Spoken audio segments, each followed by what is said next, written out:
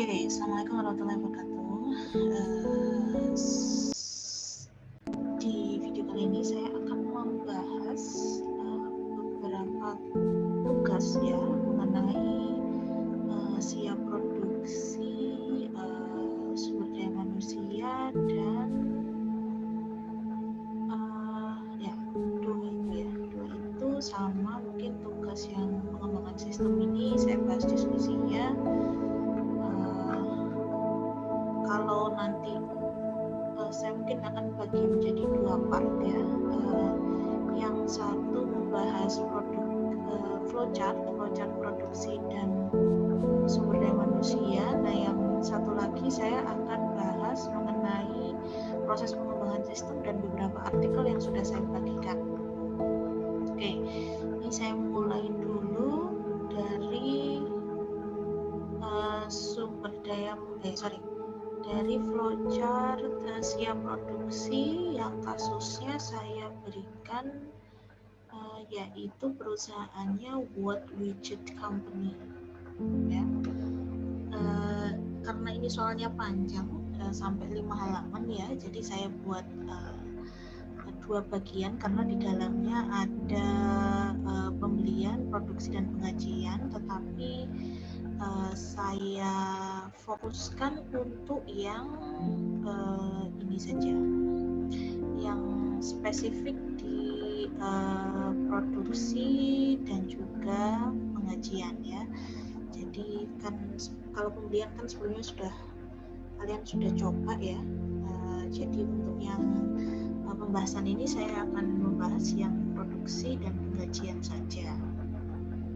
Oke, kalau tidak salah mulai paragraf 6 sampai 11. Oke. Tapi kalau kalian misalkan ingin memahami secara umum World Widget Company ini perusahaannya seperti apa, dia bergerak di bidang apa dan sebagainya, ya tetap harus tahu ya secara umum. Cuman untuk yang proses bisnis pembeliannya kalian tidak perlu membuat flowchartnya, tapi kalaupun kalian ingin coba flowchartnya silahkan, tapi yang saya minta hanya di bagian produksi dan pengajian. Nah, jadi mulai di sini ya. Jadi kita mulai penjadwalan dan pengendalian produksi didasarkan atas review laporan mingguan yang mencakup bla bla bla. Nah, sebelum kita buat flowchartnya, sekali lagi kita tentukan fungsi-fungsi apa saja yang ada di dalam produksi ya. Kegiatannya nanti menyusul setelah kita tahu berapa banyak fungsi yang terlibat di dalam produksi ini. Yang pertama yaitu supervisor produksi. Nah, ini ada satu ya. Ada satu fungsi ketersediaan menyediakan kode supervisor gudang. Sudah nemu 2. Setelah itu sementara ini tidak ada sistem prioritas yang formal, bla bla bla bla. Supervisor produksi, oke, sama bla bla bla bla. Pengeluaran bahan baku dari gudang didasarkan pada permintaan supervisor produksi sama personel produksi. Ini personel produksi itu maksudnya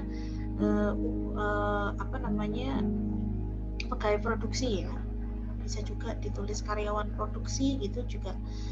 Kalau kita di perusahaan biasanya ngomongnya karyawan produksi sih, jarang ada yang ngomong personel produksi.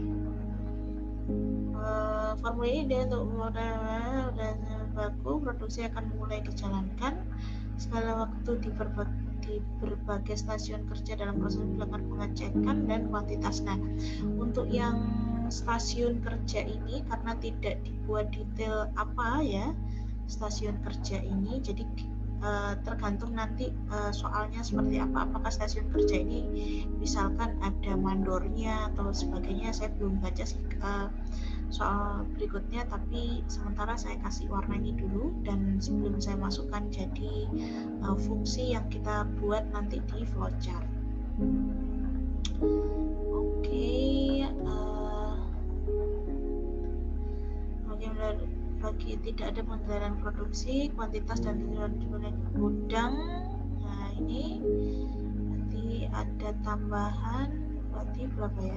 3, ini 4. Gudang karena dicetak ke dalam lembar bersama dengan saat lembar tersebut diposting ke dalam lembar didapatkan harga beli per unit bahan baku, lembar transfer diringkas untuk mencetak jurnal, mengkredit bahan baku dan mendapat produk. Kuantitas produk yang dihasilkan dan atas lembar ini diselesaikan dicetak dan oleh karyawan produksi. Nah ini tuh sebenarnya sama ya, jadi kadang kalau soal itu mirip-mirip lah ya. Ini sebenarnya sama kayak yang tadi, yaitu fungsi ini personel produksi ini. Oke, total upah dibangkat di dalam produk upah di dasar saja bla bla bla, catat biaya bla bla bla, tidak ada rincian pesanan produksi bla bla bla, biaya pada saat pekerjaan juga menentukan ke dalam barang dagangan langsung karyawan departemen pengiriman. Nah ini baru nih, karyawan departemen pengiriman barang. Nah, berarti ada fungsi ke 4, berarti ada ke-5. Bertanggung jawab atas keakuratan lembar tersebut. Dia akan menuliskan inisial nama dan nomor bersih, memiliki nomor seri lembar transfer yang berbeda. Setelah mendapatkan keputusan dari departemen pengiriman, diberikan ke manajer penjualan. Nah ini berarti ini fungsi ke-6 ya. Manajer penjual mengecek nomor atas semua transfer dan kuantitas ke dalam terminal dengan tujuan untuk mengkompensasi rendahnya biaya standar per unit yang dirasa tidak rasional, maka dengan penjualan mendapat. Oke. Jadi ada 6 fungsi di proses produksi. Sebenarnya nanti kalau realnya di perusahaan nanti untuk yang manajer apa tadi ya? Untuk yang manajer karyawan departemen pengiriman itu biasanya karyawan departemen pengiriman itu biasanya akan digabung ke proses bisnis pembelian. Bisa juga sendiri gitu ya, ketika perusahaannya sangat kompleks sekali.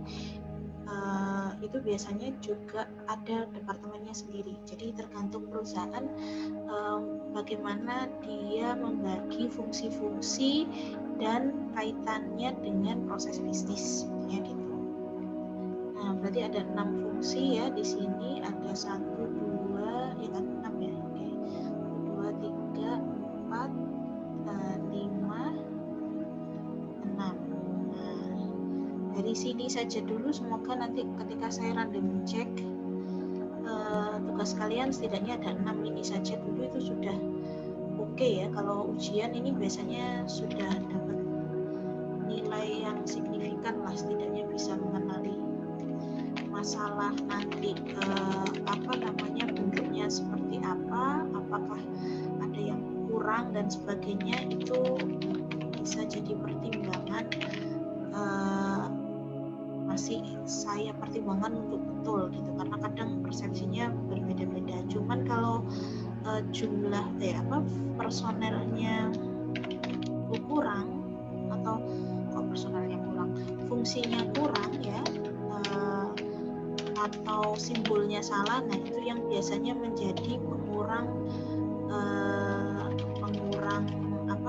nilai yang cukup signifikan. Apalagi yang paling signifikan adalah ketika kalian buatnya plagiat. Nah itu antara saya seneng dan sedih juga ya, karena kalau plagiat itu saya nilainya gampang gitu, karena tinggal misalkan yang sama 5 orang gitu ya, tinggal saya samakan tanpa saya lihat secara detail namanya siapa, bukan namanya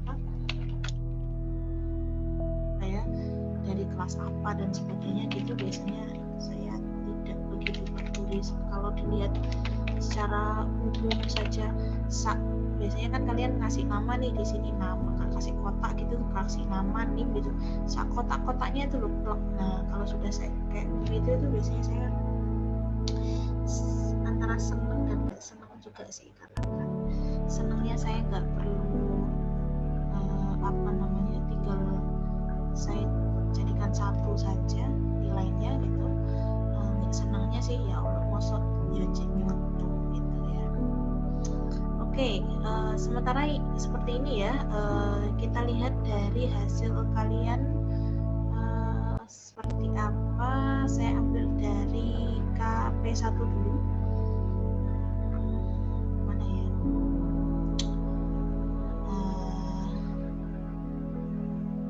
Nah ini namanya Asmaul Husna. Coba saya lihat Asmaul Husna seperti apa. Saya ambil random dari masing-masing kelas ya. Saya ambil random untuk yang ini KS1.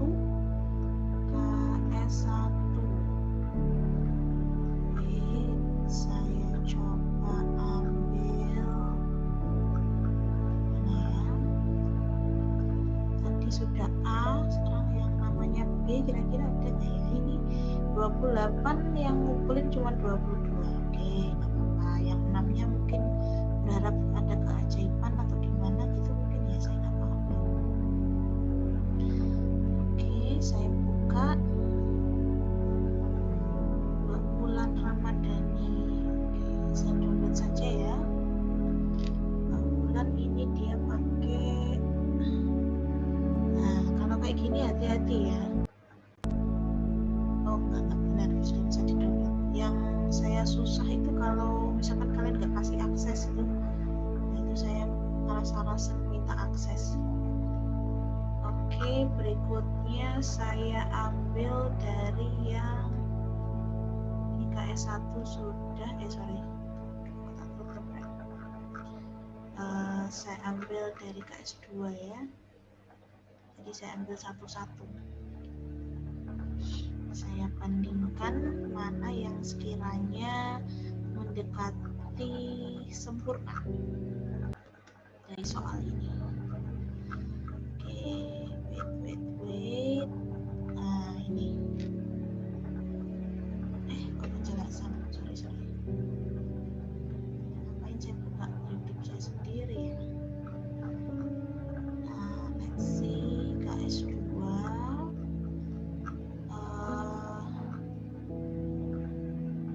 Nah ini loh, membuat flowchart produksi 47 loh. KS2 alhamdulillah semangat sekali ya. Biasanya 47 ada yang main celek satu gitu. Nah, cari yang namanya B. Oh ada. Oke, saya buka yang namanya B. Oke, mana tadi? Enggak. Oh ini.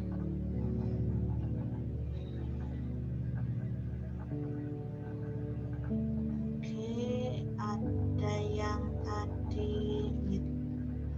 Nah ini saya buka juga. Salah. Mana ya? Ini yang namanya siapa ya? Seharusnya yang ini namanya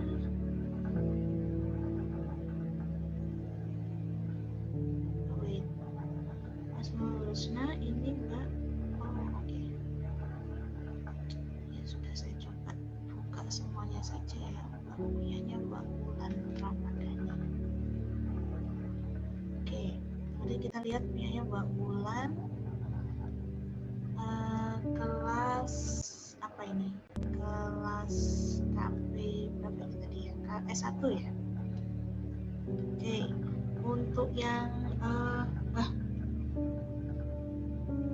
sorry ini yang lama. Betul yang ini tadi berarti. Nah yang ini. Aduh, ini punyanya siapa tadi ya Mbak ya? Namanya nggak ditulis.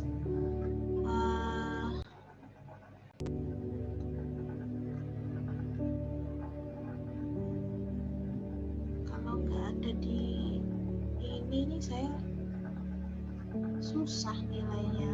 Tadi punyanya siapa? Nggak ada namanya.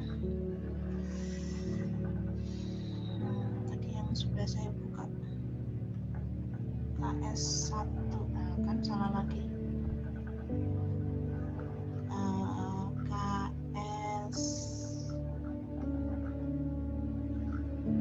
KS1 sepertinya ya punyanya.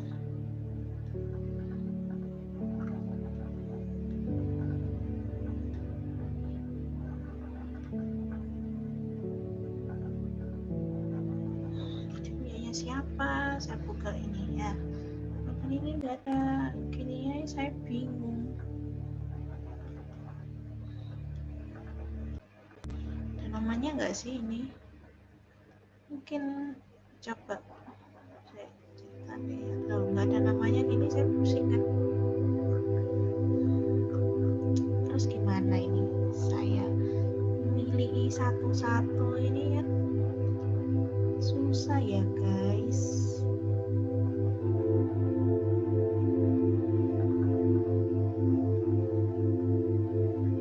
Bulan Ramadhani kayaknya ya tadi ya.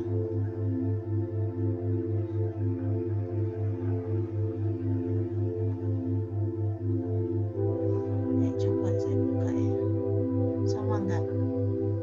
Bekas produksi. Oh ya betul, Mbak punyanya Mbak Wulan Ramadhani. Oke, saya kasih nama ya, Wulan Ramadhani. Nah gini biar enak.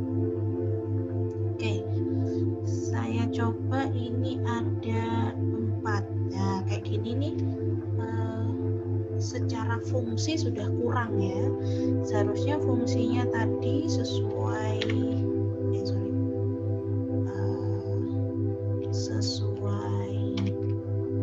yang sesuai soal itu ada 6 ya. Sesuai soal itu ada 6, jadi should be setidaknya ada 6 fungsi yang ada di sini. Mbak Wulan Ramadhani ini masih masukkan 2 fungsi, atau mungkin di bagian produksi ini di dalamnya 1, 2, 3, 4, 5 fungsi, seharusnya ada 6. Jadi yang kurang dimasukkan adalah karyawan produksi ini, atau mungkin dimasukkan di dalam sini. Jadi di dalam sini ada supervisor, ada karyawan, mungkin ya digabungkan jadi 1. Mari kita lihat.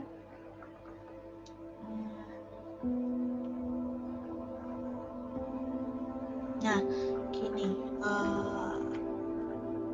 setiap fungsi itu kenapa kok karyawan dan supervisor itu harus dibedakan ya di dalam membuat flowchart, karena secara struktur pun kan juga berbeda. Masing-masing struktur itu ada secara struktur dan job desk dan SOP, instruksi kerja, manual instruction itu semuanya berbeda. Oleh karena itu di dalam flowchart pun harus dipisah itu fungsinya, meskipun dia bagian dari departemen produksi gitu. Jadi lebih baik dipisah fungsinya, meskipun itu jadi satu di dalam departemen produksi. Tetapi ketika ada supervisor produksi, ada karyawan produksi, ada bagian perencanaan produksi gitu misalkan, nah itu lebih baik dipisah. Nah gitu ya. Nah ini ada supervisor produksi, ini ada bagian produksi. Ini seharusnya di dalamnya sini itu ada karyawan produksi dan karyawan produksi ini Mbak yang belum masuk. Seharusnya ini personel produksi ini mencakup di dalamnya apa belum dijelaskan. Seharusnya di dalamnya ada, yang belum adalah karyawan produksi dan ini sudah, pengiriman barang, manajer penjualan sudah, pengiriman barang sudah, gudang sudah, personel produksi belum ya, supervisor gudang juga belum. Jadi di bagian gudang pun ketika ada 2 fungsi, karena di dalam sini ini kemungkinan di dalamnya itu Bentar, saya baca dulu ya. Kontainer reagen mungkin digunakan dari gudang tak dicatat dalam lembar. Presiden aku dengan menanyakan kepada supervisor produksi.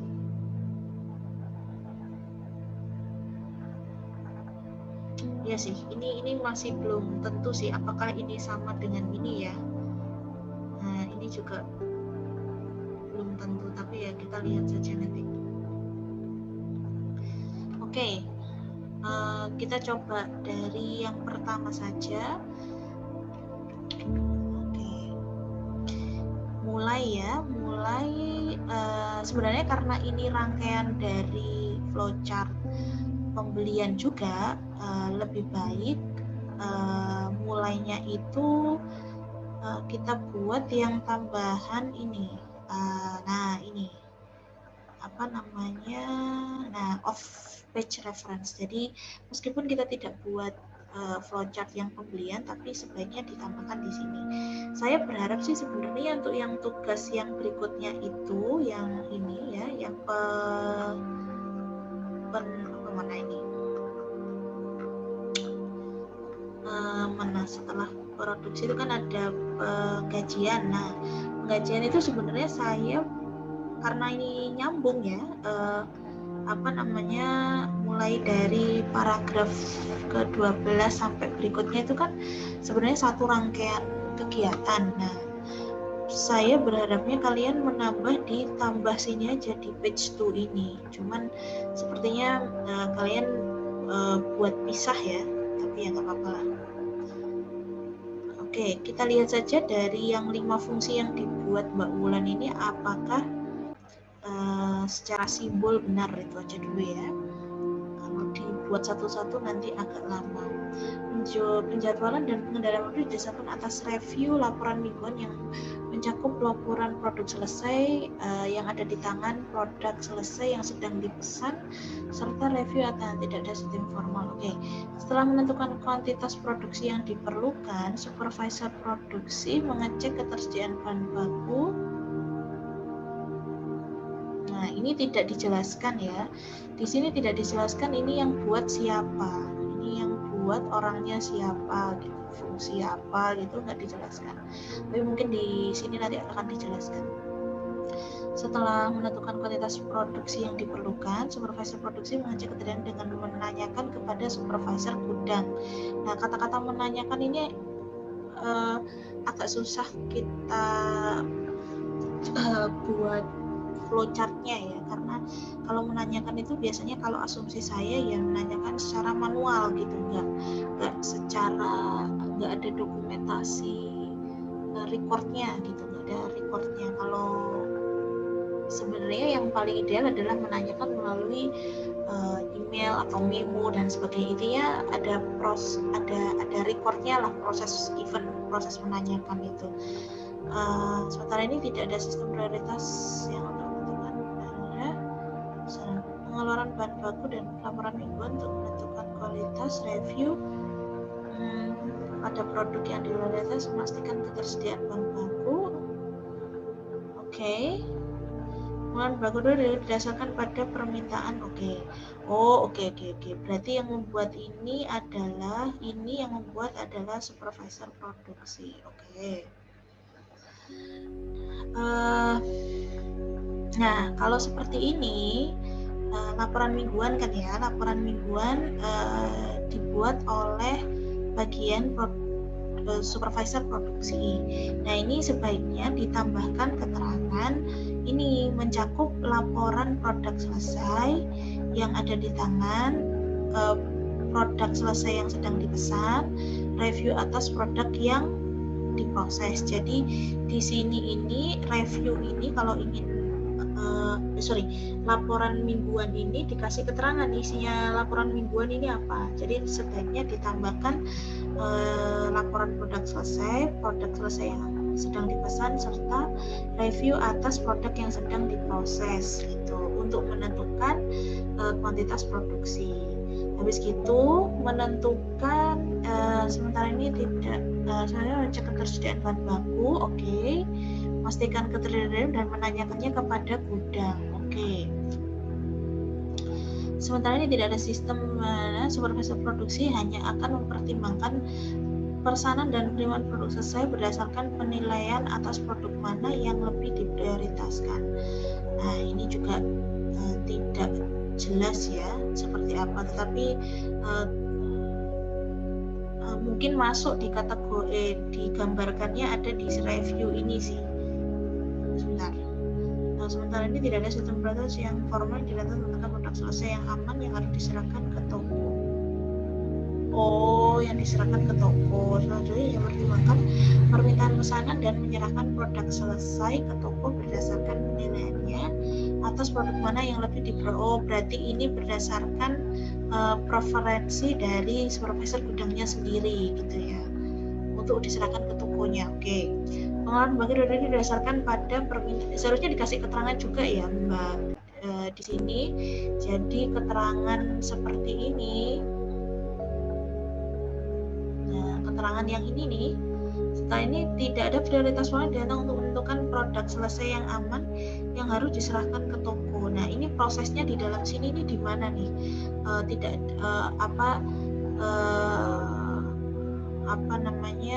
Mengenai produk selesai ini harus dijelaskan juga di sini, meskipun tahapannya di mana gitu loh, meskipun tidak masuk dalam kategori proses bisnis produksi, tapi lebih baik dijelaskan di situ. Oke. Kalau ngomong produk selesai mungkin nanti di bagian sini ya, di bagian produksi ini kan di sini nanti ada tahapan produk selesai ya. Oke, pengeluaran bahan baku dari gudang didasarkan pada permintaan supervisor produksi dan karyawan produksi akan menandatangani formulir transfer material. Oke. Nah, ini didasarkan pada permintaan bahan baku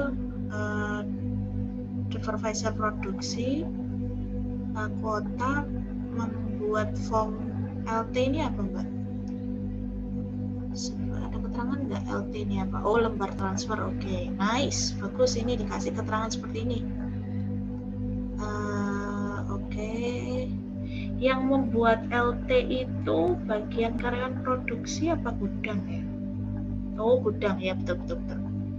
Oke. Benar.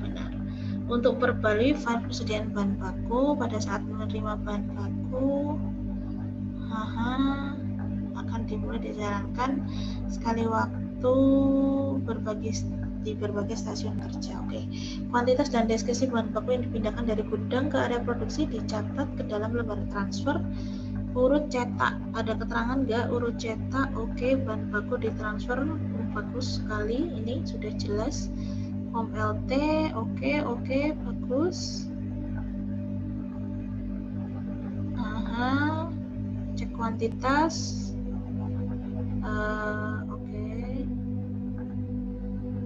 Sebentar ya, gudang. Ada tarif meter 100 unit. Nanti keterangannya di mana tuh 100 unit? OP, oke, nice. Oke, produk jadi kayaknya bentuknya nggak kayak gini ya, Pak. Kalau menurut saya lebih baik bentuknya disamakan saja seperti ini, tapi ada keterangan barang produk jadi. Kan kita nggak ngerti ya produk jadinya bentuknya seperti apa, jadi nggak apa-apa pakai simbol yang ini saja, tetapi keterangannya adalah produk jadi gitu, atau produk selesai ya. Oke. Tapi ya nggak apa-apa lah, selama ada keterangannya bentuknya seperti apa, monggo saja.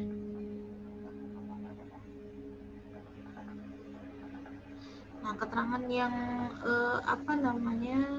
oke, sudah ada. Oke, sip. Sudah saat pekerjaan telah selesai dan dikemas, sekarang data mengirim tanggung jawab atas keakuratan. Ada keterangan nggak di situ? Oke. Di mana? Nah, kalau ada keterangan keakuratan dan tidak di sini, nah ini ada keterangan tersebut, berarti ada simbol tambahan seperti ini. Contohnya, mana ya, ini keputusan. seharusnya ada di sini nih keputusan, karena bagian pengiriman kan ngecek kalau ada kata-kata bertanggung jawab atas keakuratan, berarti hasil dari kerjaannya departemen pengiriman itu adalah melaporkan apakah barangnya itu akurat atau tidak gitu ya. Jadi seharusnya di dalam proses ini itu ada tahapan ini juga, akurat atau tidak gitu nanti keterangannya. Jadi mungkin yang perlu ditambahkan di sini ya, akurat atau tidak. Dia menuliskan inisial, oke. Inisial sudah ada ya, inisial tulis nama, oke, bagus. Manajer penjualan mengecek nomor. Nah, kayak mengecek nomor ini juga harus ada apa namanya, simbol ini ya, karena sesuai atau tidak kalau kita ngomong pengecekan itu ya. Nah, ini juga sebaiknya ditambahkan di sini. Nah, letaknya di mana nih tahapannya? Lembar transfer. Nah, berarti sebelum, nah di sini nih. Nah, di daerah sini ya. Seharusnya ditambahkan di situ kredit bla bla bla. File persediaan, oke, nice, sudah pakai simbol ini sudah bagus sekali. Mostly sudah benar ya Mbak. Ini kalau saya nilai itu sebenarnya sudah 95 lah, 95-96, hanya kurang tadi pemisahan yang ada di sini, meskipun sebenarnya kerjaannya karyawan produksi itu masuk di dalam bagian produksi, tetapi sebaiknya ditulis keterangan karyawan produksi gitu ya. Terus habis gitu ada satu lagi yang berbeda, yang kurang di sini adalah simbol akurasi. Kan kalau ada kata-kata keakuratan, mengecek dan sebagainya, itu berarti harus ada tahapan ini, karena hasil ceknya itu kan bisa sesuai atau tidak sesuai, bisa akurat atau tidak akurat. Nah, lebih baik ditambahkan di dalam tahapan sini. Hanya itu saja sih, detailnya sudah sangat bagus sekali, sudah ada keterangan bahan baku, lembar transfer. Jadi yang baca pun siapapun bagiannya sudah mengetahui tahapannya seperti apa gitu. Nah, sekarang pertanyaan saya, tugas saya adalah analisa pengendalian internal produksi dan persediaan. Oke. Mari kita lihat, saya coba lihat dari jawaban yang lain ya. Ini punyanya sangat kurang ya Mbak, kurang detail sekali kalau jawabannya seperti ini, karena tahapannya tidak sesederhana ini ya. Nanti kalau modelnya seperti ini akan, kalau ini disampaikan ke bagian supervisor produksi gudang, mengeluarkan bahan baku, dasarnya apa dia mengeluarkan bahan baku, terus jumlahnya berapa, siapa yang harus diserahkan kepada siapa, itu nggak jelas. Nanti bagian gudang wes nggak ngerti DE lapo gitu kan, prosesnya juga nggak jelas gitu. Jadi sangat kurang sekali kalau kita buat flowchartnya seperti ini gitu. Untuk yang berikutnya, toko supervisor, ini ada tokonya ya, nggak apa-apa, tetapi kalau dari paragraf 6 sampai berapa tadi? Paragraf 6 sampai 11 tadi itu sebenarnya ditekankan pada 6 fungsi itu tadi ya. Supervisor ini juga harus dijelaskan nih, supervisornya supervisor apa? Supervisor gudang kah? Supervisor produksi kah? Harus detail ya. Ini karyawan departemen apa? Departemen pengiriman kan kalau di dalam penjualan, jadi harus detail juga. Ini sebenarnya mirip sama yang ini. Ayo, ini gimana? Ini tinggal dikasih kotak sama tinggal dikasih garis sama enggak ini sebenarnya. Loh, toh sama plug loh ini. Nah, kalau sama plug ini saya senang nilainya, karena pasti akan saya otomatis saya ini deh. Analisa flowchart, mari kita lihat. Flowchart ini menelusuri pada blok ini antara bahagia dan ini saya. Iya. Oke, saya jadikan punyanya Mbak Wulandari ini jadi benchmark aja ya. Sepertinya sangat detail sekali Mbak Wulandari ini, sangat bagus sekali. Silakan kalau kalian nanti bikin latihan flowchart yang lain, silakan cek punya ya Mbak Wulandari, karena seperti yang saya sampaikan tadi, tinggal ditambahin sedikit saja, sudah baik sebenarnya. Penggunaan simbolnya juga sudah baik, ada apa namanya on page reference ini gitu kan, ada simbol bahan baku, ini sudah baik sekali. Ini pun juga sudah bagus ya. Ada jurnal itu bentuknya seperti ini, betul. Posting itu bentuknya seperti ini, ada database, sudah sangat kompleks sekali, dan penggunaan simbolnya juga sudah betul semuanya. Nah, sekarang tinggal analisanya nih. Analisa pengendalian terproduksi. Dokumen dibutuhkan dalam sebuah proses cukup lengkap dan sesuai dalam prosedur pengendalian produksi. Akan tetapi, fungsi yang terlibat belum sesuai, di mana bagian produksi menjalankan kegiatan yang masih dapat dijalankan di sisi lain seperti menjurnal. Oke, good. Dan tiap dokumen seperti lembar transfer seharusnya diperlukan arsip pada departemen yang mengeluarkan. Nah, bagus sekali. Sangat detail sekali ini apa analisanya Mbak Wulandari ini. Bagus, Mbak. Sebenarnya ini analisa pengendalian internal yang sangat dasar tapi krusial gitu ya, mengenai fungsi yang menjalankan tugas tidak pada kompetensinya. Terus habis gitu arsip yang memang terlihat sepele tapi sebenarnya sangat krusial ya. Jadi bagus sekali Mbak ini analisanya. Dan ada lagi tambahan tadi adalah mengenai kebutuhan toko ya. Kebutuhan toko itu sangat krusial sekali untuk kita jadikan acuan dalam pengendalian internal ya, karena di sini atas review laporan mingguan tidak ada mengevaluasi kinerja toko atau melacak arus pesanan. Nah, ini sangat bahaya sekali ketika perusahaan ingin menjalankan kalau kalian nanti kita belajar di sistem informasi manajemen, itu namanya supply chain management.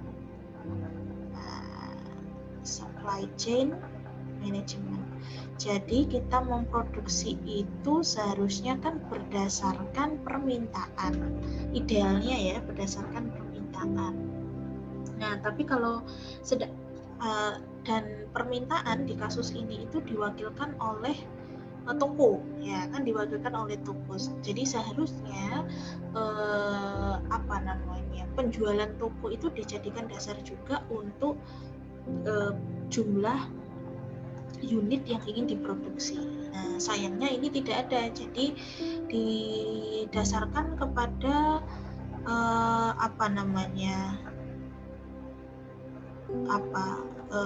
asumsi gitu kan ya, dari dan penilaian subjektif dari supervisor produksi. Nah, itu juga salah satu pengendalian internal yang krusial sekali, karena jumlah produksi itu hanya didasarkan pada laporan mingguan, laporan produk selesai, produk ditangani. Kan ini kan hanya kegiatan produksinya, tetapi tidak mencerminkan permintaan dari tidak didasarkan pada permintaan pasar gitu loh. Jadi padahal seharusnya secara ideal kalau kita mau produksi itu harus disesuaikan dengan permintaan dari pasar kan gitu. Nah, pasar ini kalau dalam soal ini kan diwakilkan oleh toko nih, tetapi justru itu yang tidak dijadikan acuan oleh si bagian supervisor produksi. Kalau kalian ingat di kemarin soal ETS itu kan untuk beli itu aja kan didasarkan pada review penjualan dari toko. Kemarin kan kalau nggak salah ETS saya perusahaan dagang kan ya, perusahaan dagang. Jadi itu didasarkan pada jumlah produk yang sering dijual ya gitu berdasarkan kategori tertentu. Nah sama juga ini, apalagi produksi gitu kan, produksi ini harus ada dasarnya untuk menentukan jumlah unit yang diproduksi, itu harus ada dasarnya. Jadi dasar laporan produk selesai, produk yang dipesan, review atas produk yang diproses ini sangat kurang sekali untuk dijadikan dasar berapa jumlah unit yang ingin diproduksi. Jadi selain ini tadi ya, selain masukannya Mbak Wulandari ini, ada fungsi yang menjalankan pekerjaan tidak pada kompetensinya, betul. Terus yang kedua adalah dokumentasi, arsip dari yang mengeluarkan atau membuat laporan itu tidak punya bukti recordnya, itu betul. Tapi yang secara main pengambilan keputusan atau secara manajemen ya, pengendalian manajemennya lah ya gitu, itu yang yang paling penting. Salah satunya adalah ini, dasar unit yang diproduksi itu tidak ada dasarnya. Terus habis gitu yang kedua adalah mengecek ketersediaan bahan baku. Nah, dengan menanyakan kepada supervisor gudang. Nah, sedangkan supervisor gudang ini, seharusnya supervisor produksi ini juga bisa melihat catatan dari supervisor gudang itu sendiri gitu ya. Secara stoknya atau catatan persediaannya. Jadi harus tahu. Jadi produksi itu nggak nunggu barang ada atau tidak ada dulu gitu. Nah, kalau misalkan jadwalnya itu sudah ada tapi barangnya nggak ada, berarti kan produksi mundur. Kalau produksi mundur berarti pengiriman produk mundur juga, berarti nyampe ke customernya pun juga mundur. Nah, itu juga diperhatikan. Jadi di sini hal yang krusial yang kedua yang menjadi pengendalian yang sangat kurang di pengendalian internalnya adalah satu ini ya, dasar unit yang diproduksi itu tidak didasarkan pada permintaan ya, yang diwakilkan di toko itu tadi. Yang kedua adalah di sini nih, produksi itu tidak didasarkan juga pada jumlah barang yang tersedia di gudang. Nah, seharusnya fungsi perencanaan produksi itu paling krusial di situ. Jadi apalagi ini produksinya skalanya besar gitu kan, dan menggunakan mesin, tenaga kerja gitu kan, baik langsung tidak langsung, dan berbagai banyak overhead cost lain gitu misalkan. Nah, itu apalagi kalau pakai overheadnya, kategori overheadnya tinggi. Nah, itu apalagi fungsi perencanaan produksi itu penting sekali dipakai di sini. Kalau nggak ada proses itu, atau misalkan fungsi perencanaan produksi nggak ada, diserahkan kepada supervisor produksi, ya nggak apa-apa, silakan. Tapi supervisor produksi salah satu tugasnya adalah untuk membuat perencanaan produksi itu sendiri. Nah, di sini tidak digambarkan tuh produksi itu didasarkan jumlahnya secara unit, didasarkan atas apa, tidak ada. Habis gitu kapannya dan berapanya produksi itu ditentukan juga tidak ada perencanaan. Kalau mau mulai produksi baru ngecek jumlah bahan bakunya ada atau tidak. Nah, seharusnya nggak bisa. Bahan baku itu harus align atau disesuaikan dengan perencanaan produksi. Jadi makanya di dalam produksi itu harus ada target jumlah produksi. Kenapa harus ada target jumlah produksi? Biar bahan bakunya menyiapkan untuk memenuhi target produksi ini. Target produksi itu terkait sama jumlah dan waktu. Nah, jumlah dan waktu itu terkait sama terkait sama perencanaan. Jadi gini, secara umum ya, perencanaan produksi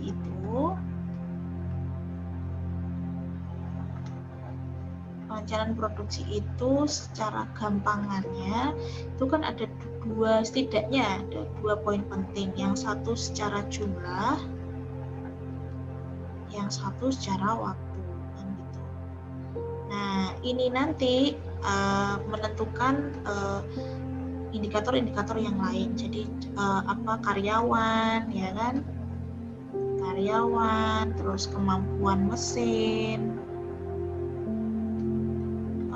terus habis gitu cost, ya, biaya-biaya baik overhead cost, fixed cost dan sebagainya.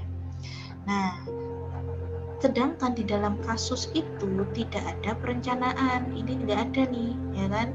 Prioritas nggak ada, jumlah yang diproduksi itu dasarnya nggak ada, gitu kan? Hanya didasarkan pada apa ini? Laporan produk selesai, review atas produk yang sedang diproses. Jadi didasarkan pada yang sedang berjalan. Padahal seharusnya perencanaan produksi itu harus didasarkan pada apa yang akan dilakukan, apa yang akan, bukan akan dilakukan ya, apa yang akan dijual, berapa jumlahnya.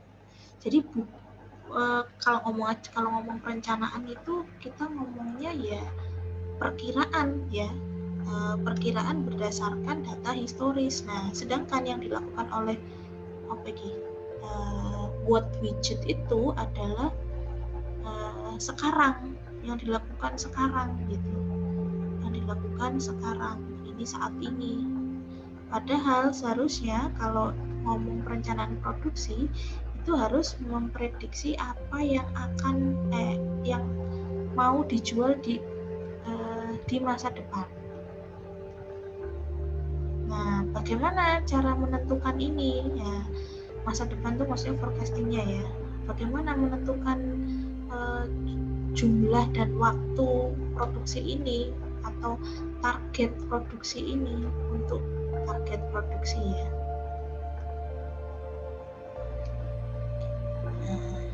Target produksi ini, harus ada yang namanya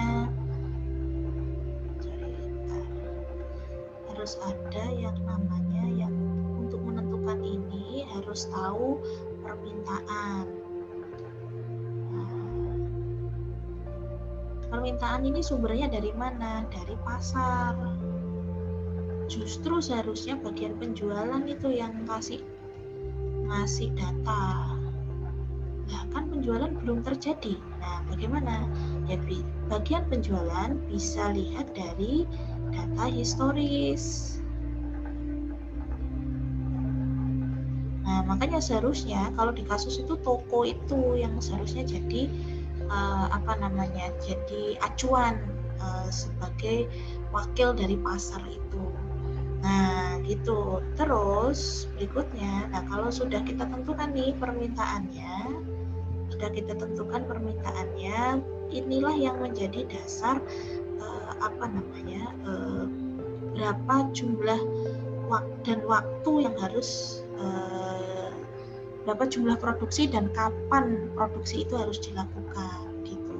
Nah, kalau ini sudah ada nih ya permintaan ini perkiraan ya, perkiraan permintaan. Inilah yang menjadi dasar target produksi. Nah, kalau target produksi ini sudah ditentukan, berarti bahan baku juga bisa, perencanaan pembeli bahan baku, kebutuhan bahan baku juga bisa direncanakan. Jadi ketika bahan baku ini pasti akan tersedia karena target produksinya sudah ada gitu. Nah, ketika bahan baku ini tersedia terus, maka pembelian itu terencana. Pembelian itu kan dasarnya kebutuhan apa? Kebutuhan bahan baku kan itu. Nah, kebutuhan bahan baku kita tahunya dari mana? Dari target produksi. Target produksi ini tahunya, menentukannya bagaimana? Dari permintaan. Nah, jadi sebenarnya proses bisnis dalam perusahaan itu saling terkait antara satu fungsi dengan fungsi yang lain. Ini hilang aja satu gitu ya. Ini hilang aja satu. Ini nggak ada, ya sudah, jadinya nanti kemungkinan jumlah dan waktu ini ya dasarnya ya kurang spesifik, apa yang terjadi sekarang aja. Jadi laporan produk selesai yang saat ini dilakukan, produk selesai yang saat ini sedang dipesan, review atas produk yang sedang diproses, dan ini sama sekali tidak menggambarkan tentang pasar itu sendiri gitu. Jadi seharusnya ini tuh sebenarnya rangkaian dari alur dalam perusahaan yang ideal dilakukan. Jadi makanya dalam perusahaan, khususnya kalau perusahaan itu manufaktur ya, proses perencanaan, bagian perencanaan produksi itu yang paling pusing lah gitu lah intinya. Karena dia yang mengatur yang menjadi jembatan antara bagian pembelian ya dengan bagian penjualan gitu. Nah, letaknya kan dia di tengah-tengah nih. Kalau kita ngomong proses secara umum kan beli dulu ya kan, pembelian, terus dapat bahan baku diproduksi, terus habis gitu dijual kan gitu.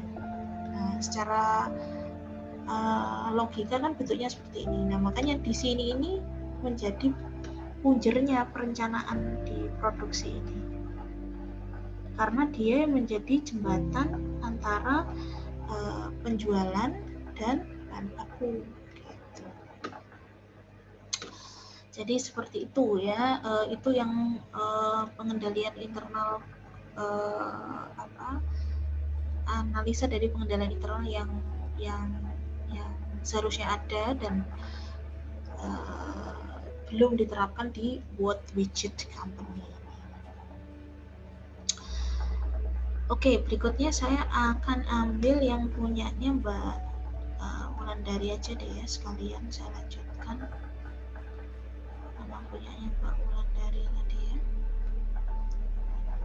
Oke, KS1. Saya lanjutkan yang 1.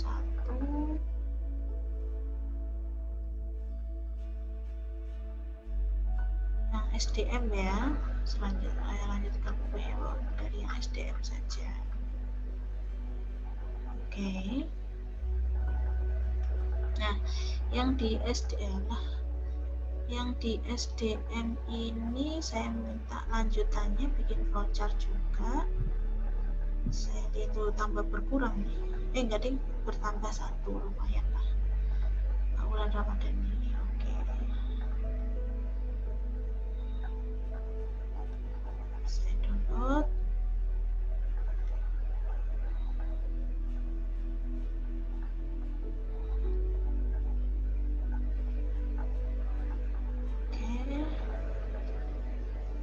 Oh ya, ini sudah digabung sama Mbak Wulan, bagus.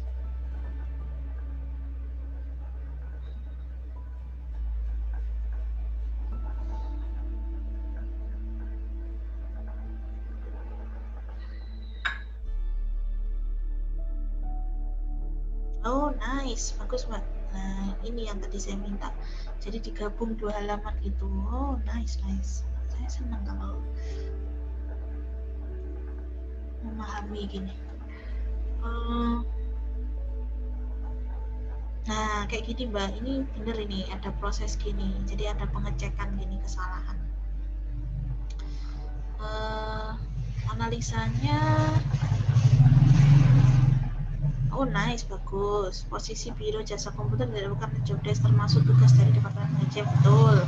Tugas biro jasa dalam mengisi cek dan tugas manajer membagikan pada karyawan seharusnya adalah job desk dari staf keuangan. Sebenarnya nggak harus, ya kasar, betul, kasir, ya betul Pak. Coba saya review dulu. Data subjaan, setiap karyawan untuk jumlah produk yang dihasilkan. Nah ini penting nih. Nah ini sudah kelihatan nih, pengendalian internalnya kurang bagus di sini. Setiap karyawan bertanggung jawab untuk menghitung jumlah produk yang dihasilkan. Nah, dia yang menghasilkan sendiri, tapi dia yang mencatat sendiri. Nah itu juga, dan jumlah jam kerja mereka. Nah ini sangat nggak ideal ya untuk yang ini. Jadi sebaiknya pencatatan itu dilakukan oleh misalkan mandor pabrik gitu. Nah itu lebih baik. Masa karyawannya yang bekerja dia sendiri yang disuruh hitung jumlah produk itu kan nanti akan ada resiko mengenai pencatatan yang tidak sesuai dengan seharusnya gitu kan. Misalkan jumlah yang dihasilkan itu 10 gitu kan, tetapi ternyata jumlah yang tercatat 10 tapi ternyata jumlah actualnya 9 gitu atau 8 gitu. Apakah kalau lebih alhamdulillah? Enggak juga gitu kan. Kalau misalkan dia yang dihasilkan 10 tapi actualnya 12 gitu misalkan, apakah perusahaan bahagia? Enggak juga ya kan, ada target produksi tadi ya, ada target produksi. Jumlah jam kerja ini juga seharusnya yang mencatat bukan mereka, tetapi ada bagian sendiri pencatat waktu. Betul Mbak? Jadi benar, pencatat waktu hadir dan upah seharusnya betul, bagus. Nah, itu untuk ngecek baik kerja, staf itu kerja, jam kerja dalam waktu dari biro jasa untuk pembuatan cek dan jurnal penggajian. Ya ini sudah enggak inilah ya,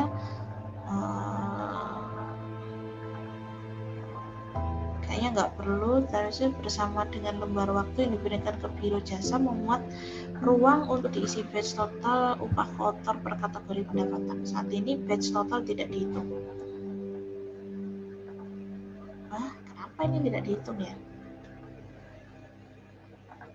Nah, cek yang disiapkan oleh bank dikirimkan ke manajer akan memisahkan cek per departemen yang diberikan kepada kontrol untuk direview. Jika ada kesalahan ditemukan, cek akan dibatalkan dan akan dibuat cek baru senilai jumlah yang benar. Catatan penggajian akan dikoreksi pada periode berikutnya. Manajer akan memberikan cek ke karyawan. Dalam jurnal kamu tadi tugas biro jasa. Iya betul Mbak. Oke, bagus. Saat ini total setiap unit dalam buku pengiriman dan jurnalnya tidak memberikan informasi mengenai pelaporan produk maupun kerja. Ya boleh lah. Tapi seharusnya tetap harus ada dokumen acuannya ya di sini.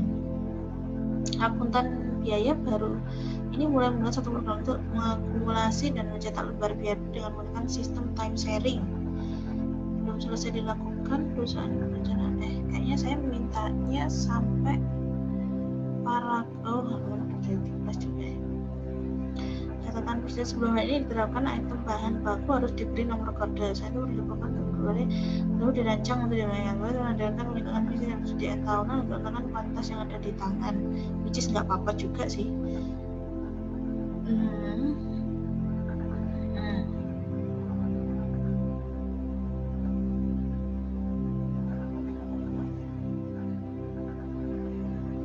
Kalau ini masuk bagian produksi sepertinya ya. Ini bagian produksi dan persediaan.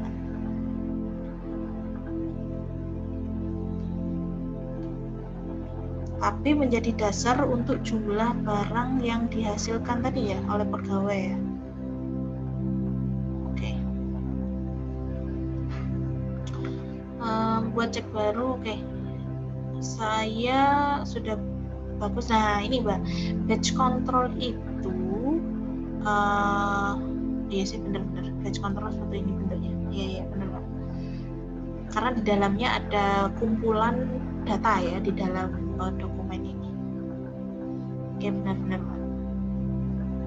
Oke good, detail sudah batal. Oke, distribusi ke karyawan. Nah ini Mbak, kalau bentuknya cek itu distribusi ke karyawannya bentuknya manual seperti ini. Nah seperti ini nih bentuknya seharusnya. Tetapi kalau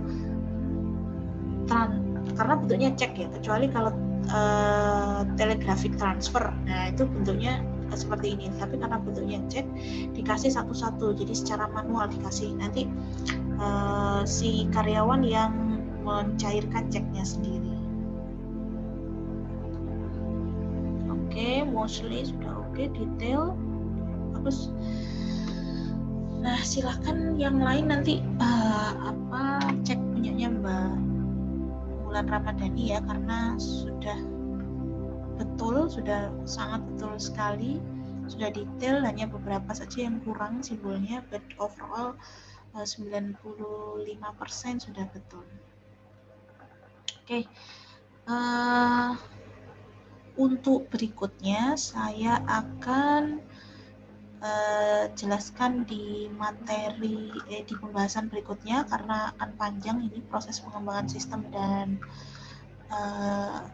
mengenai artikel terbaru mengenai sistem informasi. Jadi sekian pembahasan tugas pertama untuk flowchart produksi dan flowchart sumber daya manusia. Ya, tolong perhatikan logika berpikirnya ini tadi ya. Kenapa kok rencana produksi itu harus seperti ini gitu kan, kaitannya sama fungsi lain seperti apa gitu. Begitu juga dengan sumber daya manusia, siapa yang harus mencatat apa, siapa yang harus punya data apa, itu perhatikan betul. Sebenarnya paling cukup mudah sebenarnya untuk sumber daya manusia, as long as job deskripsi di SDM itu sudah jelas gitu kan. Dan susahnya di SDM itu karena dia merangkum banyak dokumen dari banyak departemen. Nah, itu yang harus kalian perhatikan nanti di soal EAS ya. Oke, itu saja dulu saya akhiri. Terima kasih atas perhatiannya. Assalamualaikum warahmatullahi wabarakatuh.